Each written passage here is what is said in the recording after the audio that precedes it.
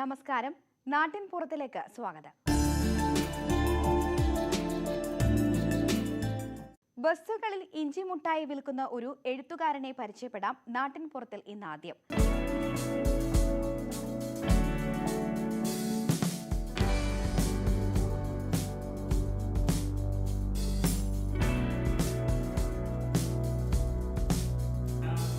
പുസ്തകങ്ങൾ എന്നാൽ ബഷീറിന് ജീവനാണ്.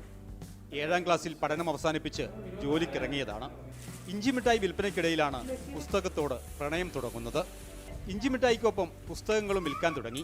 പുസ്തക വിൽപ്പന സജീവമായതോടെ 22ാം വയസ്സിൽ SSLC പരീക്ഷ പാസ്സായി. പിന്നീടാണ് എഴുത്തിലേക്ക് തിരിഞ്ഞത്. ജീവിതം കരുപ്പിടിപ്പിക്കുവാനുള്ള ഓട്ടത്തിനിടയിലും കരുത്തിനായി പുസ്തകങ്ങളെ ചേർത്ത് പിടിച്ചു.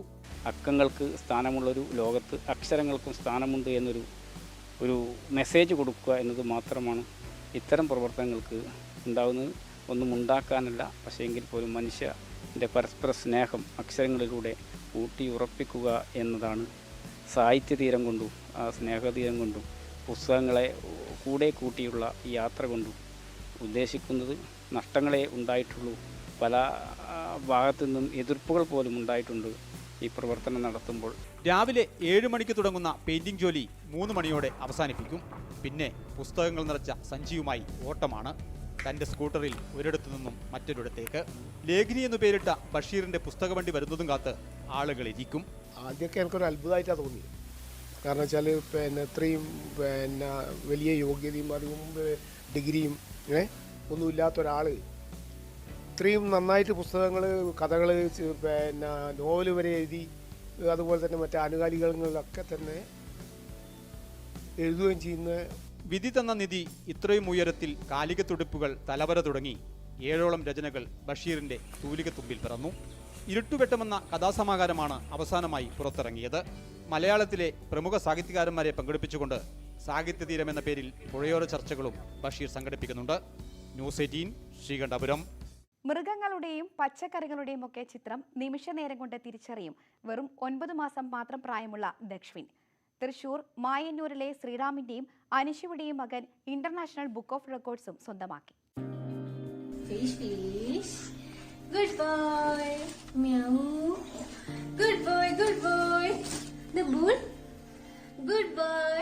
Panda. Panda. Good boy. Scooter. Good boy. Dog, dog. Good boy. Elephant. Good boy. Apple. Good boy. Zebra. Zebra തൊട്ട് കാണിക്ക്. മൃഗങ്ങൾ, പഴവർഗ്ഗങ്ങൾ, കടൽ ജീവികൾ, വസ്തുക്കൾ തുടങ്ങിയവ നിമിഷ നേരം കൊണ്ട് തിരിച്ചറിയും. ഫ്ലാഷ് കാർഡുകൾ കാണിച്ചാൽ അതിലേതെന്ന് കൃത്യമായി തൊട്ടു കാണിച്ചാണ് ദക്ഷിൻ മറുപടി തരിക. മായന്നൂർ പാറമേൽപ്പടി തെരുവിലെ ശ്രീറാമിന്റെയും അനുഷയുടെയും മകൻ 9 മാസം പ്രായമുള്ള ദക്ഷിൻ ഇന്റർനാഷണൽ ബുക്ക് ഓഫ് റെക്കോർഡ്സും സ്വന്തമാക്കി. കുട്ടിക്ക് ഒരു 5 മാസമുള്ള സമയത്ത് ഞാൻ കുട്ടിക്ക് ഇങ്ങനെ ഓരോന്ന് കാണിച്ചു കൊടുക്കാൻ തുടങ്ങി. ഫസ്റ്റ് ഒന്നും അവൻ നോക്കണ്ടായിരുന്നില്ല. പിന്നെ ആയപ്പോൾ ഒരു 5 മാസം തൊട്ട് ഇങ്ങനെ കണ്ടിന്യൂസ് ആയിട്ട് കാണിച്ചു കൊടുത്ത് കുട്ടി ഫസ്റ്റ് പിന്നെ ശ്രദ്ധിക്കാൻ തുടങ്ങി. അനുഷ ഗർഭിണിയായിരിക്കെ അട്ടപ്പാടിയിലുള്ള 1.5 വയസ്സുകാരൻ ഇത്തരത്തിൽ ഇന്ത്യ ബുക്ക് ഓഫ് റെക്കോർഡ്സ് നേട്ടം കൈവരിച്ച വാർത്ത ശ്രദ്ധയിൽപ്പെട്ടിരുന്നു. ദക്ഷിൻ ജനിച്ച് 5 മാസമായതു മുതൽ ഓൺലൈനിൽ ഫ്ലാഷ് കാർഡുകൾ വരുത്തിച്ച് ചിത്രങ്ങൾ കാണിച്ച് പഠിപ്പിച്ചു. 9ാം മാസത്തിലാണ് എൻട്രി അയച്ചത്. 1ാം പിറന്നാൾ ആഘോഷിക്കാനിരിക്കെ ഇരട്ടി മധുരമായി പുരസ്കാരം.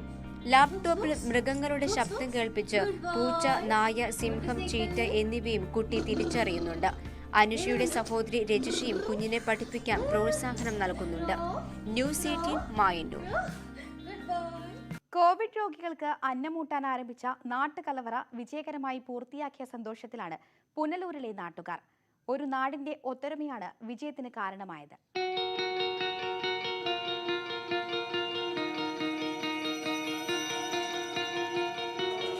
ഒരു ഘട്ടത്തിൽ പുനലൂർ നഗരസഭയിൽ ഏറ്റവും കൂടുതൽ രോഗികളുള്ള വാർഡായിരുന്നു പരവട്ടം. മിക്ക വീടുകളിലും രോഗികളായതോടെ വാർഡ് പൂർണ്ണമായും നിശ്ചലമായി. ഈ സാഹചര്യത്തിൽ രോഗികളുടെ ഭക്ഷണം പ്രതിസന്ധിയിലായ സാഹചര്യത്തിലാണ് വാർഡ് മെമ്പറുടെ നേതൃത്വത്തിൽ ജാഗ്രതാ സമിതി ചേരുകയും നാട്ടുകലവറ എന്ന ആശയം രൂപീകരിക്കുന്നത്.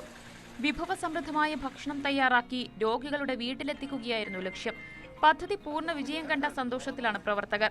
തുടക്കത്തിൽ വളരെ മന്ദഗതിയിലായിരുന്നെങ്കിലും പിന്നീടുള്ള ദിവസങ്ങളിൽ ഈ വാർഡിലെ ജനങ്ങളെല്ലാം ഒറ്റക്കെട്ടായി ഇതിനെ ഏറ്റെടുക്കുകയും വളരെ ഭംഗിയായ രീതിയിൽ ഈ കമ്മ്യൂണിറ്റി കിച്ചൻ്റെ പ്രവർത്തനം നല്ല രീതിയിൽ മുന്നോട്ട് കൊണ്ടുപോയി.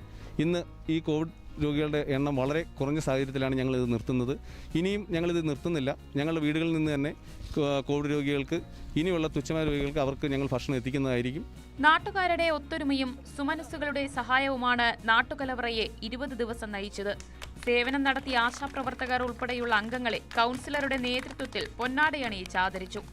രോഗികൾക്ക് ഭക്ഷണം എത്തിക്കുന്നത് തുടരാനാണ് തീരുമാനം. ന്യൂസ് 18 പുനലൂർ. വീടിന്റെ മട്ടുപ്പാവിൽ ഒരുക്കിയ കൃഷിയിൽ മികച്ച വിളവെടുത്ത് ഗുരുവായൂരിലെ കുഞ്ചുവും ഭാര്യ ലീലയും. ജോലിയിൽ നിന്ന് വിരമിച്ച ശേഷം ജൈവ കൃഷിയിലേക്ക് തിരിയുകയായിരുന്നു ഇരുവരും.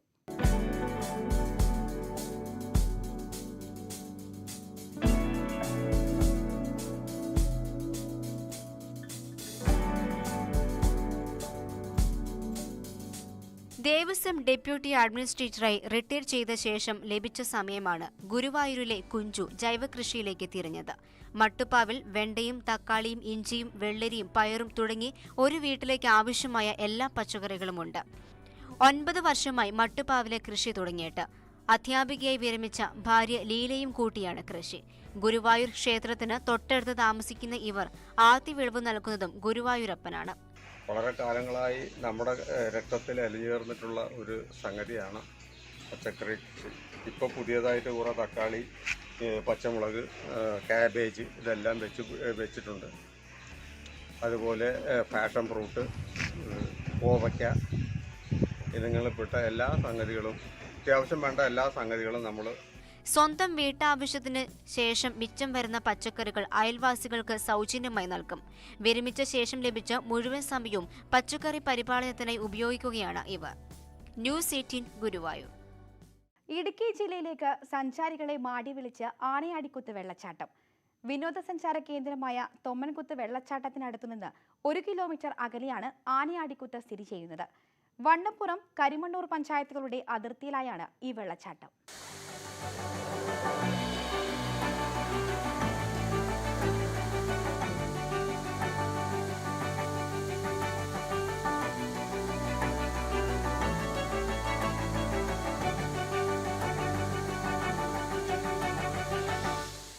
കാണികളുടെ മനം കവരുന്ന ദൃശ്യവിരുന്നായി മാറിയിരിക്കുകയാണ് ആനയാടിക്കുത്ത് വെള്ളച്ചാട്ടം. പല തട്ടുകളായി വെള്ളം പാറയുടെ മുകൾ തട്ടിൽ നിന്ന് ഒഴുകിയിറങ്ങുന്ന കാഴ്ച ആരുടെയും മനം കവരും. അപകടരഹിത വെള്ളച്ചാട്ടമെന്നാണ് പൊതുവെ അറിയപ്പെടുന്നതും.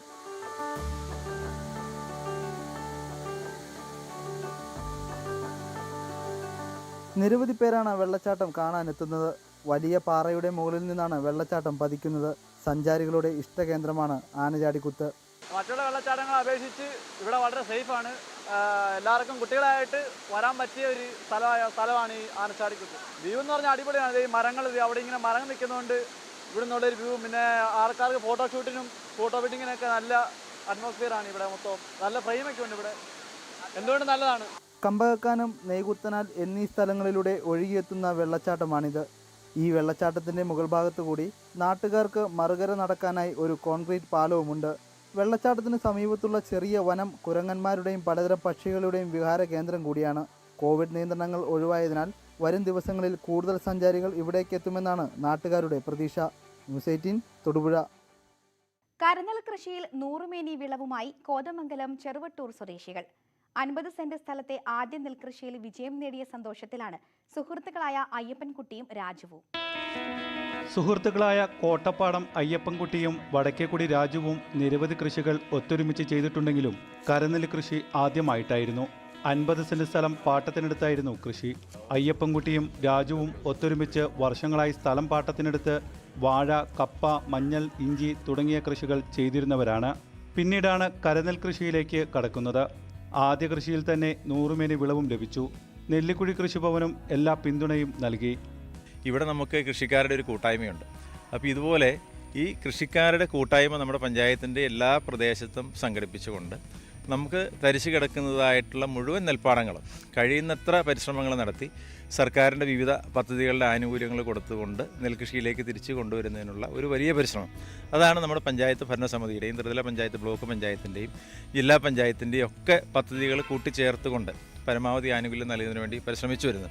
കൊയ്ത്തുത്സവം Kothamangalam block panchayat president PAM Basheer നിർവഹിച്ചു. ഇവിടുത്തെ ഈ പ്രദേശത്തെ കരനെൽ കൃഷി മുൻകാലങ്ങളിലൊക്കെ നമ്മുടെ പൂർവികന്മാരായ ആളുകൾ ചെയ്തിരുന്ന കൃഷിയെ കേരളത്തിൻ്റെ അതുപോലെ നമ്മുടെ നെല്ലിക്കുഴി പഞ്ചായത്തിൻ്റെ കാർഷിക മേഖലയെ അങ്ങനെ തന്നെ തിരിച്ചു കൊണ്ടുവരിക എന്ന ലക്ഷ്യത്തോടു കൂടിയാണ് ഈ 2 കർഷകർ ഇതിന് ഇറങ്ങി തിരിച്ചിരിക്കുന്നത്. ഇവിടെ ഒരു 50 സെൻറ്റ് സ്ഥലത്താണ് ഇവർ കൃഷി ചെയ്തിരിക്കുന്നത്. ഇവിടെ അത്യാവശ്യം നല്ല വിളവ് ഉണ്ടായിട്ടുണ്ട്. സ്വന്തമായി ഭൂമിയില്ലാത്ത ഇവർ കൂടുതൽ സ്ഥലം പാട്ടത്തിനെടുത്ത് കൃഷി വിപുലപ്പെടുത്താൻ ഒരുങ്ങുകയാണ്. ന്യൂസ് 18 കോതമംഗലം. പഴമയുടെ പ്രൗഢി നഷ്ടമാകാതെ പുത്തൻ സാങ്കേതിക വിദ്യകൾക്കൊപ്പം കിടപിടിച്ച് പണിയെടുക്കുകയാണ് മലപ്പുറം തവനൂർ സ്വദേശി വേലായുധൻ എന്ന ഉണ്ണിയേട്ടൻ. 20 വർഷമായി എടപ്പാളിൽ ആലപ്പണി ചെയ്യുന്ന ഉണ്ണിയേട്ടൻ ചുറുചുറുക്കോടെയാണ് തന്റെ 73-ാം വയസ്സിലും ജോലിയെടുക്കുന്നത്. നിരവധി ഭാഷകളും വശമുണ്ട്.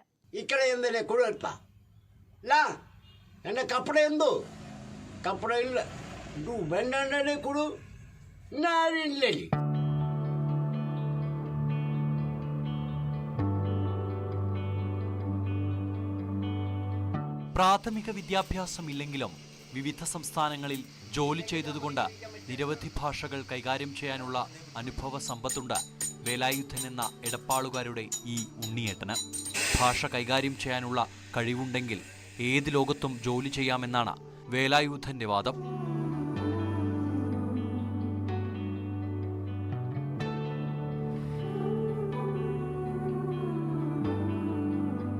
என்னய்யா வாதியாரே சௌக்கியமா? சௌக்கியம். சாப்பிட்டியா? சாப்பிட்டேன். என்ன சாப்பாடு? ஆட்டுக்கறி, மாட்டுக்கறி, மீன் குழம்பா? எல்லா கறி இருக்கு. ஆனால் வெண்டைக்காய் சாம்பார் கிடைக்கல. ஏன் கிடைக்கல? அங்கே எல்லாம் பழனி கோவிலுக்கு முருகனுக்கு கும்பிடுறக்க போயிருக்கேன். மராட்டி இந்த மாதிரி கிட കൂടാത്തെ എവിടെ പോണം? ജൗലെ ഭക്ഷണം കഴിച്ചു. സമ്പത്തിലെ അറിയോ? മറാഠി മൈത്തി. മറാഠി അറിയോ? മറാഠി മൈത്തി. സൗദിയിൽ ജോലി ചെയ്തതുകൊണ്ടാണ് അറബ് ഭാഷ വശമായത്. 13 സംസ്ഥാനങ്ങളിൽ മെക്കാനിക്കായി ജോലി ചെയ്ത പരിചയ സമ്പത്തുമുണ്ട്. വിവാഹശേഷമാണ് പാരമ്പര്യ തൊഴിലെടുത്ത നാട്ടിൽ ഉപജീവനം തേടിയത്. ആരിൽ നിന്നും ശിഷ്യത്വം സ്വീകരിക്കാതെ കണ്ടുമറഞ്ഞ ഓർമ്മകളിൽ നിന്നാണ് ഈ ജോലിയുടെ തുടക്കം.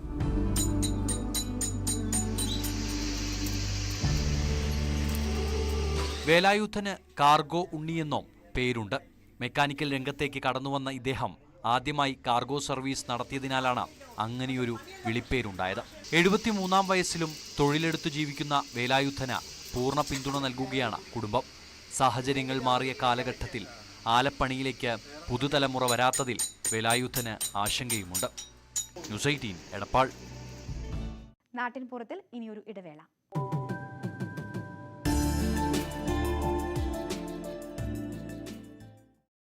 ചിരട്ടകളിൽ കരകൗശല വസ്തുക്കൾ നിർമ്മിച്ച് കായംകുളത്തെ ഗോപിനാഥൻ. ലോക്ക്ഡൌൺ സമയത്ത് മുഷിപ്പ് മാറ്റാൻ തുടങ്ങിയ കരകൗശല നിർമ്മാണം ഗോപിനാഥിന് ഇന്ന് വരുമാനമാർഗം കൂടിയാണ്.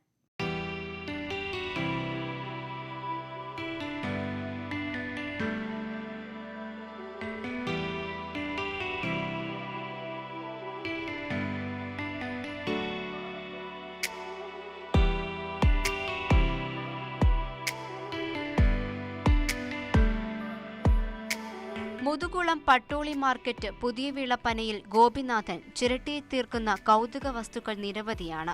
മയിൽ, പരുന്ത്, അരിവാൾ ചുറ്റിക നക്ഷത്രം, താമരപ്പൂക്കൾ, നിലവിളക്ക്, കിണ്ടി, മാൻ തുടങ്ങി 100ഓളം കലാസൃഷ്ടികൾ രൂപപ്പെടുത്തി കഴിഞ്ഞു. ചില ഐറ്റങ്ങളൊക്കെ നമ്മൾ 2-3 ദിവസമൊക്കെ ഇരുന്ന് കഷ്ടപ്പെട്ടതിന് ശേഷം അത് ചെയ്ത് കുറ്റം തീർക്കാൻ പറ്റത്തുള്ളൂ. അത്രയ്ക്കും ഭയങ്കര ഹാർഡ് വർക്കാണിത് ചെയ്യുന്നത്. അല്ലാതെ ഇപ്പം അങ്ങനെ ചെയ്യാൻ പറ്റത്തുള്ളത്. ചില ഐറ്റങ്ങളെന്ന് പറഞ്ഞാൽ ചിലപ്പം ഒരാഴ്ചയ്ക്ക് മേളിലെടുക്കും, ചിലതൊക്കെ എടുക്കുക ചെയ്യാനാണ്. സിമന്റ് ഉപയോഗിച്ച് ഗാന്ധി പ്രതിമ നിർമ്മിച്ചതാണ് പിന്നീടങ്ങോട്ട് പ്രേരണയായത്. 21 ദിവസത്തിനുള്ളിലാണ് 6 അടി പൊക്കമുള്ള ഗാന്ധി പ്രതിമ തീർത്തത്. ഇത് താൻ പഠിച്ച മുകുന്ദവിലാസം ഓണംപള്ളിയിൽ LP സ്കൂളിലേക്ക് നൽകാനാണ് കെട്ടിടം പണിക്കാരനായ ഗോപിനാഥന്റെ ആഗ്രഹം. അടുക്കള, കാർഷിക ഉപകരണങ്ങളും നിർമ്മിച്ചിട്ടുണ്ട്. ഭാര്യ അമ്പിളിയും മക്കളായ ആതിരയും ആരതിയുമാണ് ഗോപിനാഥിനെ കരകൗശല വസ്തുക്കളുടെ നിർമ്മാണത്തിൽ സഹായിക്കുന്നത്. ന്യൂസ് 18 കായംകുളം. കണ്ണൂർ കരിവെള്ളൂരിലെ വയലുകൾ ഇപ്പോൾ ആന്ധ്രയിൽ നിന്നുള്ള താറാവിൻകൂട്ടം കൈയടക്കിയിരിക്കുകയാണ്. ആന്ധ്ര സ്വദേശിയായ നാഗരാജും കുടുംബവുമാണ് താറാവുകൾക്ക് തീറ്റയും മുട്ടകൾക്ക് വിപണിയും തേടി കരിവെള്ളൂരിലെത്തിയത്.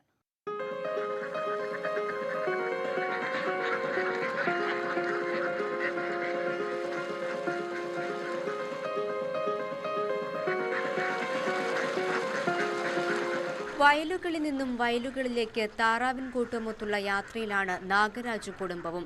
6 മാസത്തോളം നീളും ഈ യാത്ര. അപ്പോഴേക്കും കേരളവും തമിഴ്നാടും കർണാടകയും പിന്നിട്ട് വീണ്ടും ആന്ധ്രയിൽ എത്തിച്ചേരും. നാട്ടിലേക്ക് ഒരു 5-6 മാസം കളിച്ചിട്ട് പോകും. ഇങ്ങനെ ഈ സൈഡിലെ മേയ്ക്കും. இந்த സൈഡ് കളിഞ്ഞാൽ അപ്പുറം പാലക്കാട് പോകും, ഇല്ലെങ്കിൽ കർണാടക പോകും. അങ്ങനെ കർണാടക പോയിട്ട് ഇങ്ങനെ ആന്ധ്ര ഇങ്ങനെ പോയിട്ട് ഒരു ഓൾ ഇന്ത്യ ഇങ്ങനെ മേച്ചിട്ട് പോയിട്ടുണ്ടാവും.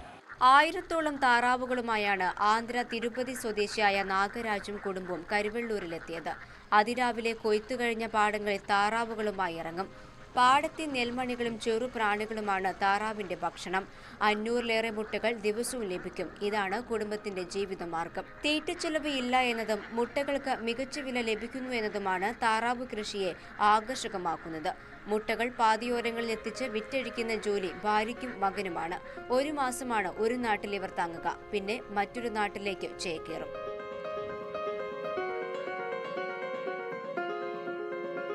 ന്യൂസ് 18 കരിവെള്ളൂർ.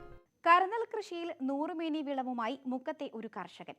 കുറ്റിപ്പാല സ്വദേശി ധ്രുവനാണ് മുക്കം നഗരസഭയുടെയും കൃഷിഭവന്റെയും സഹകരണത്തോടെ മികച്ച വിളവ് നേടിയത്.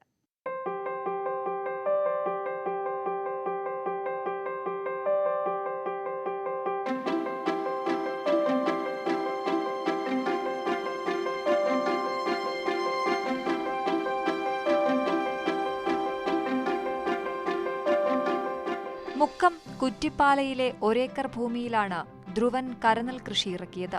മുക്കം നഗരസഭയുടെയും മുക്കം കൃഷിഭവന്റെയും കരനെൽ കൃഷി പ്രോത്സാഹന പദ്ധതി പ്രകാരമായിരുന്നു കൃഷി.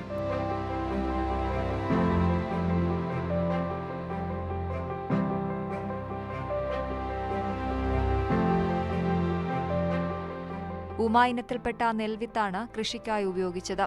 വിത്തിട്ട് 140 ദിവസങ്ങൾ കൊണ്ട് നെല്ല് വിളഞ്ഞ് കൊയ്യാൻ പാകമാവുകയും ചെയ്തു. ഇതിനിടയിൽ മഴ കനത്തത് കൃഷിക്ക് ഭീഷണിയായിരുന്നു. എന്നാൽ ഈ പ്രതിസന്ധികളെയെല്ലാം മറികടന്ന് മികച്ച വിളവുണ്ടാക്കാൻ കഴിഞ്ഞ സന്തോഷത്തിലാണ് ഈ കർഷകൻ. 1.5 ഏക്കർ സ്ഥലത്ത് ഒരു പകുതിയിലധികം സ്ഥലത്ത് ഉമ ഇനത്തിൽപ്പെട്ട ഒരു വിത്താണ്. മുക്ക കൃഷിഭവനാണ് വിത്തൊക്കെ തന്നത്. പിന്നെ മുക്ക നഗരസഭേൻ്റെ എല്ലാവിധ സഹായങ്ങളും കിട്ടി. അങ്ങനെ ഇപ്പോൾ വിളവെടുക്കുകയാണ്. വലിയ കുഴപ്പമില്ലാത്ത രീതിയിൽ വിളവ് കിട്ടി. പ്രതിസന്ധികൾ നായ്ക്കളുടെ ശല്യം ഉണ്ടാവും, പിന്നെ അപ്രതീക്ഷിതമായിട്ടുള്ള മഴ, സമയം തെറ്റിയുള്ള മഴ, അതൊക്കെ ശല്യമായിട്ട് തോന്നിയിട്ടുണ്ട്. കുരുവികളെ ശല്യം ഉണ്ടായിരുന്നു. കൂട്ടമായിട്ട് കുരുവികൾ, ഈ നാട്ടിൽ നിന്ന് അപ്രത്യക്ഷമായ കുരുവികളൊക്കെ ഇപ്പോൾ വീണ്ടും തിരിച്ചു വരുന്നത് ഒരു നല്ലൊരു അനുഭൂതിയായിരുന്നു. തത്തക്കൂട്ടങ്ങൾ, അപ്പോൾ ഒരു പരിധിവരെ അവർക്കും തിന്നണമല്ലോ. അപ്പോൾ കുറച്ചൊക്കെ നെറ്റൊക്കെ ഇട്ട് പ്രൊട്ടക്റ്റ് ചെയ്തു. ബാക്കി ഇപ്പം കുയ്യാണ്.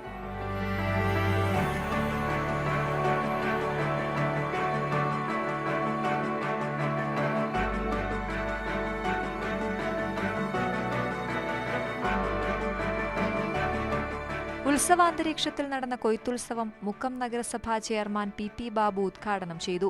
ധ്രുവൻ എന്ന നെൽകർഷകനെ സഹായിക്കുക, അതൊരു മാതൃകാപരമായിട്ടുള്ള പ്രവർത്തനമാണ് അദ്ദേഹം ഇവിടെ നടത്തിയിട്ടുള്ളത്. ഇത് മറ്റുള്ള കർഷകർക്കും പ്രചോദനമായി അവർക്ക് എല്ലാവിധ സഹായ സഹകരണങ്ങളും നഗരസഭയുടെ ഭാഗത്തുനിന്നുണ്ടാവും. കാർഷിക മേഖല അന്യം നിന്നു പോകുന്ന ഇക്കാലത്ത് തന്റെ ജീവിതത്തിലെ പുതിയൊരു അനുഭവമാണ് ഈ കൊയ്ത്തുത്സവമെന്ന് പ്രൊഫസർ ഹമീദ് ചേന്നമംഗലൂർ പറഞ്ഞു.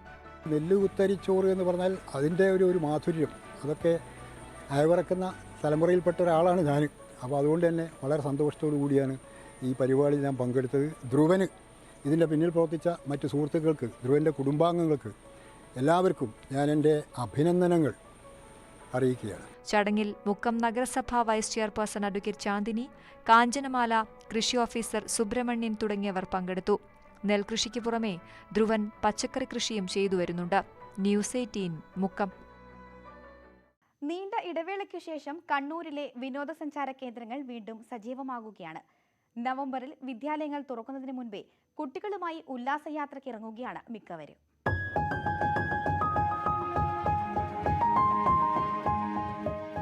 കണ്ണൂർ കോട്ടയും പയ്യാമ്പലം ബീച്ചും പാലക്കയവും ഏഴരക്കുണ്ടും അങ്ങനെ നീളുന്നു സഞ്ചാരികളുടെ ഇഷ്ടകേന്ദ്രങ്ങൾ. ജില്ലയ്ക്കകത്തും പുറത്തുനിന്നുമുള്ള നിരവധി പേരാണ് വിവിധ വിനോദസഞ്ചാര കേന്ദ്രങ്ങളിൽ എത്തുന്നത്.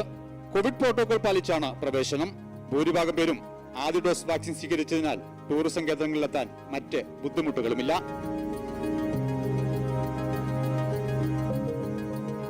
വൈകിയാണെങ്കിലും പുറത്തിറങ്ങാൻ അവസരം കിട്ടിയതിന്റെ സന്തോഷത്തിലാണ് കുട്ടികളും.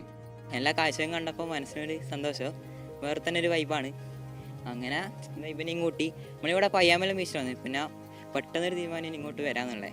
അങ്ങനെ വന്ന് പിന്നെ ഇവിടെ ഫോട്ടോ ഒക്കെ എടുത്ത് എല്ലാം ഇപ്പോൾ ഇതാ തിരിച്ചു പോകാൻ പോകുന്നു. കുറേ കാലമായിട്ട് ഈ ഫുൾ വീട്ടിൽ തന്നെയാണ്, ഫുൾ പഠിപ്പ് എഴുതാനോ. ഇപ്പോൾ പെട്ടെന്നല്ലേ സ്കൂൾ തുറക്കുന്നതാകും പറഞ്ഞില്ല, പിന്നെ എവിടെയും പോകാനും കഴിയില്ല. അവധി ദിവസമായ ഞായറാഴ്ച നിരവധി പേരാണ് കണ്ണൂർ കോട്ടയിലും പയ്യാമ്പലം ബീച്ചിലും എത്തിയത്. ചൂടിനെ പോലും വകവയ്ക്കാതെ ഇരുട്ടുവോളം സഞ്ചാരികൾ കോട്ടയിലും കടൽ തീരത്തുമായി ചെലവഴിച്ചു. കടലിൽ ഇറങ്ങി കുളിക്കുവാനും സ്പീഡ് ബോട്ടിൽ യാത്ര ചെയ്യാനുമെല്ലാം സഞ്ചാരികൾ സമയം കണ്ടെത്തി. കുടുംബസമേതവും സുഹൃത്തുക്കൾക്കൊപ്പവും വീണ്ടും ആഘോഷിക്കാൻ ലഭിച്ച അവസരം പാഴാക്കാതെയാണ് സഞ്ചാരികൾ മടങ്ങിയത്. ന്യൂസ് 18 കണ്ണൂർ.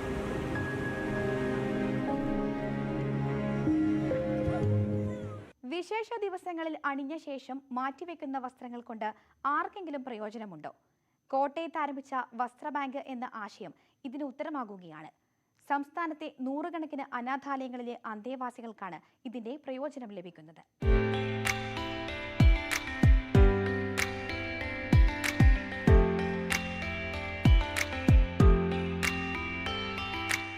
കല്യാണ സാരി എത്ര തവണ നിങ്ങൾ പിന്നീട് ഉടുക്കുന്നുണ്ടാകും. വീട്ടിൽ വെറുതെ വെച്ചിരിക്കുകയാണെങ്കിൽ ഒരുപാട് മനുഷ്യർക്ക് ഗുണമാകുന്ന ഒരു പദ്ധതി കോട്ടയത്തുണ്ട്. ഫാദർ ഡേവിസ് ചെറമൽ ട്രസ്റ്റിന്റെ വസ്ത്ര ബാങ്ക്.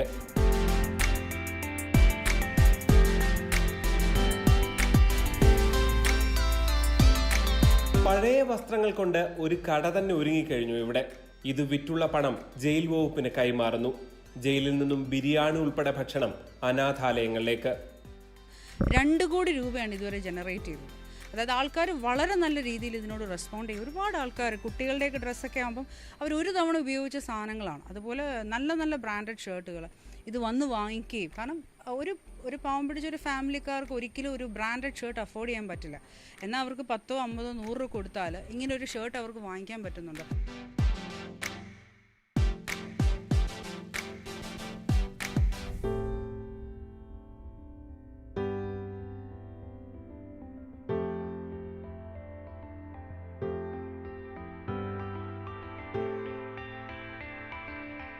ഈ മാസം 4-നാണ് പദ്ധതി കോട്ടയത്ത് തുടങ്ങിയത്. അന്നു മുതൽ ധാരാളം പേരാണ് മനസ്സറിഞ്ഞ് സഹായവുമായി എത്തുന്നത്. എൻ്റെ എൻഗേജ്മെൻ്റ് ഒരു ഗൗണ്, എൻ്റെ വെഡ്ഡിങ്ങിൻ്റെ സാരി, പിന്നെ മമ്മിയുടെ വെഡ്ഡിങ്ങിൻ്റെ സാരി, അങ്ങനെ അന്ന് ഉടുത്ത മാത്രം. Just once use. It's brilliant. I mean എന്താ പറയുക, ഇങ്ങനെ ഒരു കൺസെപ്റ്റ് ഉണ്ടായിരുന്ന അറിഞ്ഞിരുന്നെങ്കിൽ I would have come earlier. ഇപ്പോൾ ഈയിടെയാണത് കണ്ട് we came to know about it. That's why we came now. Otherwise I would have done it years back. കല്യാണ സാരികൾ മാത്രമല്ല, കുട്ടികളുടെ അടക്കം കേടാകാത്ത വസ്ത്രങ്ങളെല്ലാം ബാങ്കിൽ സമർപ്പിക്കാം. വിദേശത്ത് നിന്നടക്കം നിരവധി പേരാണ് പുതിയ ആശയത്തിന് കയ്യടി നൽകുന്നത്. ഇമ്മാനുവൽ തോമസിനൊപ്പം ജി ശ്രീജിത്ത്, ന്യൂസ് 18 കോട്ടയം. നാട്ടിൻപുറം അവസാനിക്കുകയാണ്. കൂടുതൽ വിശേഷങ്ങളും വാർത്തകളുമായി ഇനി അടുത്ത ആഴ്ച കാണാം. നമസ്കാരം.